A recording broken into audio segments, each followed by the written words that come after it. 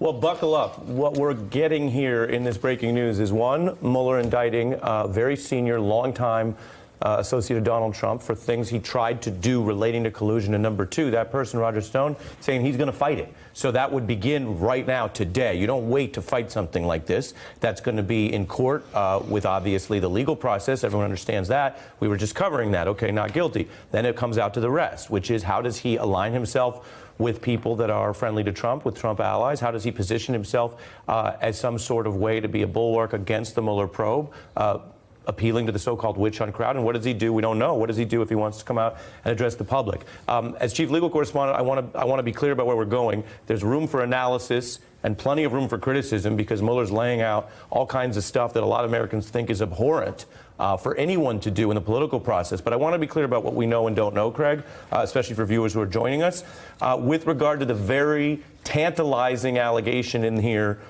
that was just mentioned, paragraph 12. What page is that? Page 4, paragraph 12. A senior Trump campaign official directed to contact Stone about any additional releases and what other damaging information Organization 1, believed to be WikiLeaks, had about the Clinton campaign. That's a big deal, because Mueller is telling you that Stone was not just some sort of rogue, but that they were reaching out to Stone and that it came from a higher place.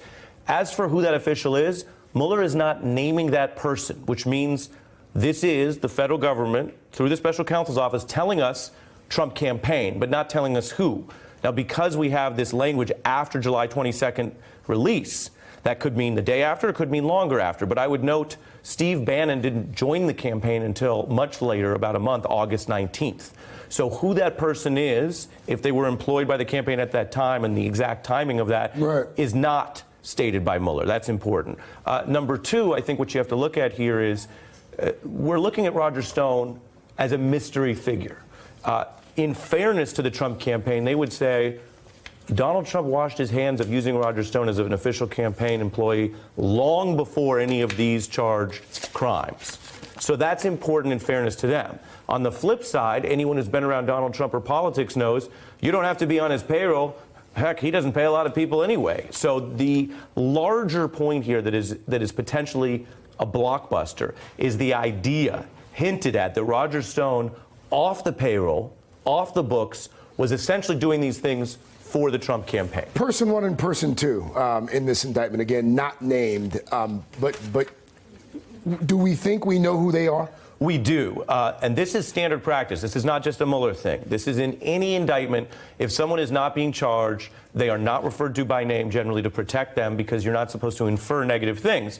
But obviously, when you refer to people like a president or a CEO, it's pretty clear who they would be. In this key new Stone indictment, you have person one identified as basically a media figure on the right wing connected to Stone, and then the later emails match with things we've obtained here in our newsroom that make it look to be Jerome Corsi, who, as you and I were discussing earlier, I interviewed earlier this week, among other Mueller witnesses. Person two is identified as a radio host, basically, that could have been his intermediary to WikiLeaks. Well, both Stone and Randy Credico have publicly spoken about that, so we believe that to be Randy Credico. I've interviewed him on the beat. In fact, some of the witness tampering alleged here of Stone v.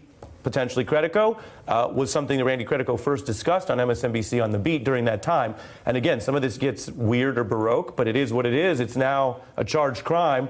Stone allegedly threatening to harm Mr. Credico's dog if he didn't go along with what he wanted, threatening him that he would end up in jail, threatening other types of intimidation and attacks. Craig, we've been talking for weeks about what it means when you attack someone and their family, or try to intimidate them.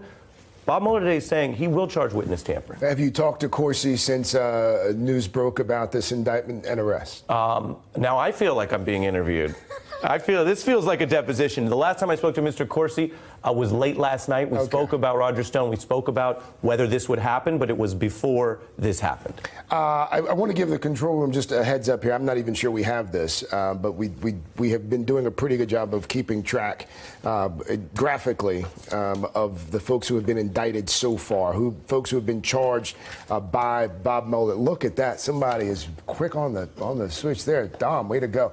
This is the Trump team so far. These are the criminal records so far.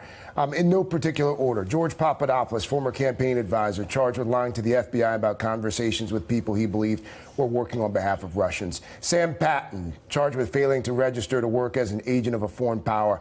Paul Manafort, and oh, by the way, Mr. Manafort also in a courtroom today as well. Manafort charged, of course, with tax and bank fraud, false statements, being an unregistered agent of a foreign principal, charged with obstruction of justice as well. It would seem as if Mr. Manafort is going to spend the better part of at least a decade in a federal prison. Michael Cohen, of course, tax evasion, bank fraud, campaign finance violations. Alex Vanderswam, charged with lying to investigators about conversations with Mr. Gates. Rick Gates, financial fraud, lying to the FBI. Michael Flynn, General Flynn, charged with lying to the FBI about conversations with the Russian ambassador. 13 Russian nationals, 3 related companies as well, charged with conspiracy to defraud the United States, conspiracy to commit bank fraud, and identity theft as well. 12 Russian intelligence officers. I think we've gotten everyone. You look at those 2 full screens there, some of those folks you probably have forgotten about.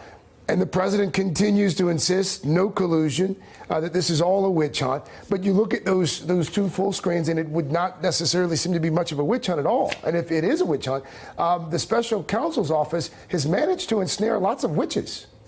That's right. We've never seen anything like this before.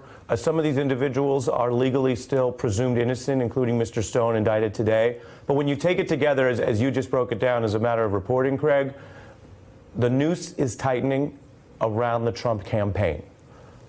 The noose is tightening around the Trump campaign, its activities, its, according to this evidence, its attempts to get inside information, and according to one email from Mr. Stone, to direct the type of material information it wanted to get from WikiLeaks, which is, according to Mueller, alleged to be originally from Russia. So that's a big deal. That doesn't tell you, as I mentioned, whether Mr. Stone will ultimately remain presumed innocent or be found guilty. It doesn't tell you how many people were involved. And it tells you, and I want to be very fair and clear about this, it tells you 0 about the asserted evidence of the legal knowledge of then candidate Trump, later President Trump. So it is possible legally that all of this went down, a conspiracy or attempted collusion involving all those people, including unrelated crimes of collusion, as you mentioned, and that the candidate didn't know, didn't direct. That's possible. And we have to, according to the rule of law, be prepared for what the evidence shows. But the noose is tightening, I say, around the campaign, because Roger is not nobody. And everyone who covers this understands that. Roger is a big fish. And Mueller is putting down for the first time a piece of the type of attempted conspiracy you would get involved in the campaign, because who directs a senior campaign official? Somebody else, senior or above. So you're getting to a noose around a small number of people in the campaign. Now, it may not be the candidate. And again, let's be fair. There are a lot of people in this country who are very skeptical of the things Donald Trump says. Because, Craig, why? Because he lies constantly.